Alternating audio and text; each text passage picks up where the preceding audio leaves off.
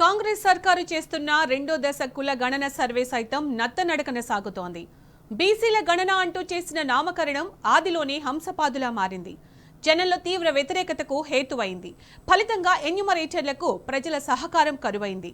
మొత్తంగా కుల గణన సర్వే మొదటిసారి పేలవంగా జరిగితే ఇప్పుడు బీసీ గణన మరింత పలచబడ్డదని అధికారులే చెబుతున్నారు.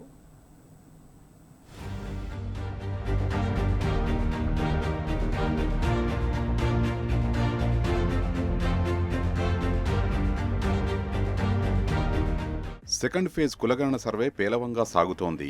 ఈ దఫా 3 రకాల ఆప్షన్స్ ఇచ్చి 4 రోజులు గడుస్తున్నా జనం నుంచి పెద్దగా స్పందన రావడం లేదు.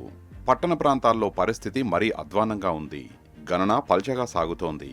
First opinion is the best opinion అని తలపెట్టిన పని ఆరంభం బాగుంటే అది ఎలాంటి విఘ్నాలు లేకుండా అప్రతిహతంగా సాగిపోతుంది.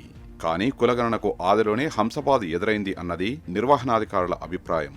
జనగణనకు బదులుగా అది కులగణన అని, అందున బీసీల రిజర్వేషన్ల కోసం చేపడుతున్న ప్రక్రియ అన్న ప్రచారం జరగడం అసలుకే ఎసరు తెచ్చిపెట్టిందన్నది అపవాదు.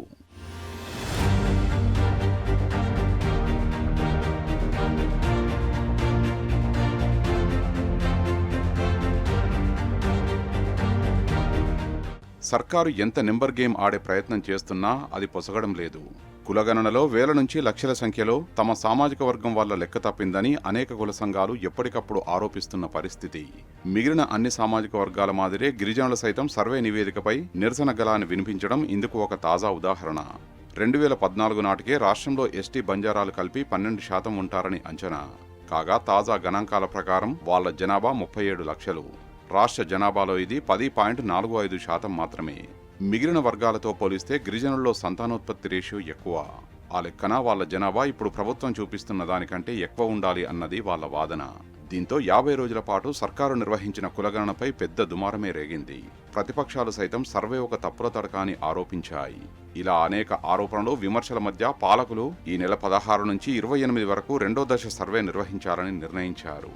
వివిధ కారణాలతో సర్వేలో పాల్గొనని 3.56 లక్షల కుటుంబాల కోసం మరో అవకాశం ఇస్తున్నామని ప్రకటించారు.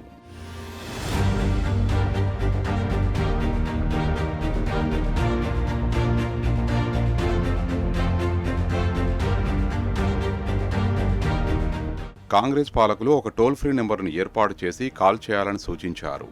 ఫోన్ ద్వారా అందిన సమాచారం మేరకు తామే మీ ఇళ్లకు వచ్చి వివరాలు నమోదు చేసుకుంటామని తెలిపారు. ఆన్లైన్లో అలాగే ప్రజావాణి కేంద్రాల్లో అందుబాటులో ఉండే దరఖాస్తును నింపి సంతకం చేసి అందజేస్తే కూడా తాము వచ్చి సమాచారం తీసుకెళ్తామని చెప్పారు. కానీ సర్వే పట్ల జనం రెండోసారి కూడా పెద్దగా ఆసక్తి చూపడం లేదని తెలుస్తోంది.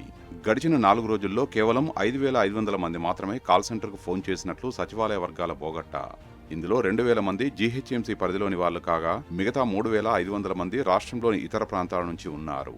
అయితే అలా ఫోన్ కాల్స్ చేసిన వాళ్ళు సైతం సమాచారం తెలుసుకుంటున్నారే తప్ప కులగణనకు సుముఖత వ్యక్తం చేయడం లేదని తెలుస్తోంది. అంతా కలిపి ఇప్పటివరకు 1,000 కుటుంబాలు మాత్రమే కులగణనలో భాగస్వాములై సర్వే సిబ్బందికి తమ వివరాలు అందించారన్నది అధికారుల ఉవాచ. ఇక వెబ్సైట్ నుంచి దరఖాస్తు డౌన్లోడ్ చేసుకుని నింపిన వాళ్ల సంఖ్య, ప్రజాపాలన కేంద్రాలకు వెళ్లిన వాళ్ల సంఖ్య మరీ తక్కువగా ఉన్నట్లు సర్వే పర్యవేక్షణ అధికారులు చెప్తున్న సంగతి.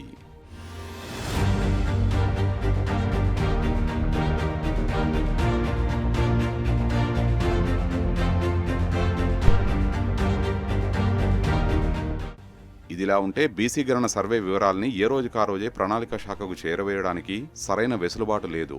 ఇందుకు అవసరమైన ఒక సమీకృత వ్యవస్థ లేకపోవడంతో సదరు సమాచారం ఉన్నతాధికారులకు చేరడం లేదు. ఒకవేళ ప్రభుత్వ పెద్దలు సర్వేకు సంబంధించిన తాజా గణాంకాలు తెలుసుకోవాలంటే రాష్ట్ర వ్యాప్తంగా ఉన్న సిబ్బందిని వీడియో కాన్ఫరెన్స్లోకి తీసుకోవాల్సిందే. మరోవైపు క్యాస్ట్ సర్వే తంతుకు ఆదిలోనే హంసపాదు ఎదురైందన్నది పెద్ద అపవాదు. బీసీల గణన అంటూ దానికి చేసిన నామకరణమే జనంలో తీవ్ర వ్యతిరేకతకు హేతువైంది. ఇక అది మొదలు ఎన్యూమరేటర్లకు ప్రజల సహకారం కరువైంది. దీంతో మొదటిసారి సర్వే పేలవంగా జరిగితే రెండవసారి అది మరీ పల్చగా మందకొడిగా నత్తనడకన సాగుతోందని సెక్రటేరియట్ అధికారులు చెబుతున్నారు.